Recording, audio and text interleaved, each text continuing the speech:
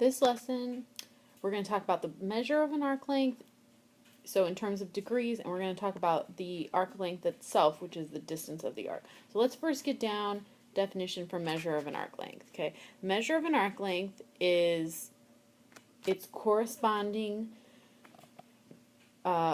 central angle. Okay, so if the angle is 130 degrees, then the measure of that arc, which we'll call this AB, not B there, that measure of that arc is 130 degrees. So it's the exact same as the central angle. Okay, next definition. Arc length is the actual distance, so not in degrees now, of the arc. This is theta over 360 times 2 pi r. So that's the equation for arc length. Theta equals the angle in degrees. So we actually do need that central angle just like we did for the measure of the arc. Let's take a look at an example here. So we're drawing a circle with endpoints C and D along the circumference. And the first thing I'm going to try to do is find the measure of arc CD. So I want to find the degrees.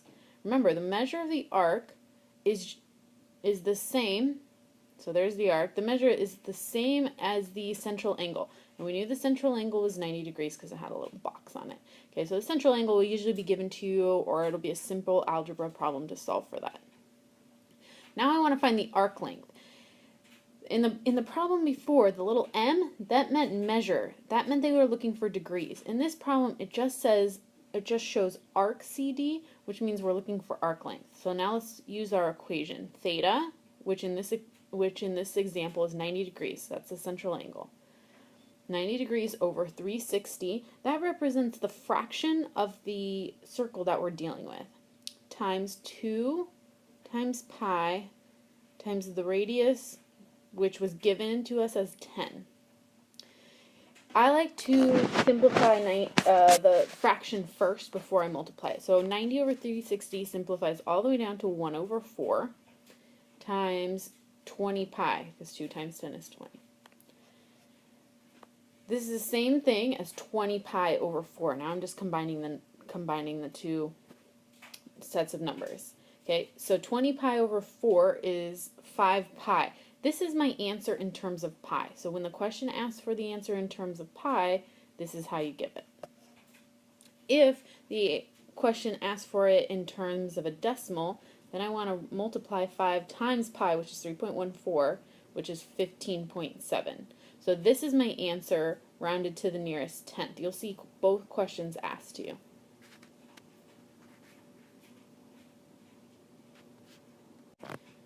Here we have 4 problems. Notice that the first 2 ask for the answer as a decimal solution, and the second 2 ask for the answer to be left in terms of pi. So in the first problem, we're looking for that arc. So the degrees of that arc is 45, okay, over 360. So I'm using my theta over 360 times 2 pi r equation. Okay, so times 2 pi, circumference is 16. Simplifying 45 over 360, I get 1 over 8 times 32 pi, got that by 2 times 16.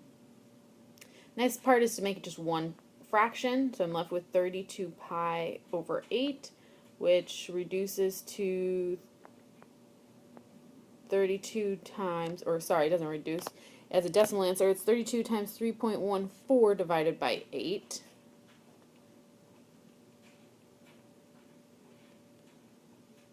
Which is 50.24 miles. Alright, next problem. R is 16, theta is 126. So I go ahead and put 126 over 360 times 2 times pi times my radius, which is 16. Reduce the fraction. Remember to do that first. In the ones where you leave it as a decimal solution, it's not as necessary to reduce the fraction, but it is necessary to reduce it when you're supposed to leave it in terms of pi. Okay, so I can reduce that to 63 over 180 times 32 pi. Combine 63 times 32, and you get 2016. Pi just gets dragged along. Still all over 180. Simplify 2016 divided by 2016 times 3.14 divided by 180. I get 35.168 miles. Now, be aware that some of the problems ask for you to round it to the nearest tenth, and if that's the case, then you would have to round that to 35.2. Okay, third problem. In brown, I circled the arc. We're trying to find the length of that arc. Now I want to leave the answer in terms of pi. So this is where I think it gets a little bit harder because now you've got to deal with reducing fractions. So my degree is 240 over 360 times 2 times pi times my radius, which is 12. Okay, reduce that fraction. Now it's really important that you reduce it. I can automatically start by just getting rid of the zeros at the end, right? If both numbers end in a zero, those zeros kind of cancel. So I'm left with 24 over 36 times 24 pi. Remember, my final answer has to have pi in it, so I can't multiply out anything by 3.14. 24 times 24 is 576. Pi still gets dragged along over 36. I need to reduce that fraction. So if I do 576 divided by 36 in my calculator, I'll get 16. If it was 16.3, then I need to leave it as a fraction. So because it's an integer, I can go ahead and just write 16. And it doesn't have to be in fraction form. Alright, last one here. Start with my equation. Just sometimes this helps so that you remember what you're dealing with. Recognize that you weren't given radius, you were given diameter, so you can go ahead and calculate radiuses, which is what I just did in blue at the top. Okay, so now that we have radius, we can plug all our numbers into the equation.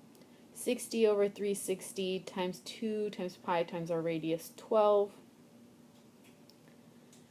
Reduce the fraction. 1 over 6 times 24 pi.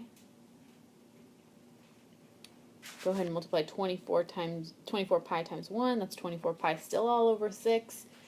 24 divided by 6, 4 pi.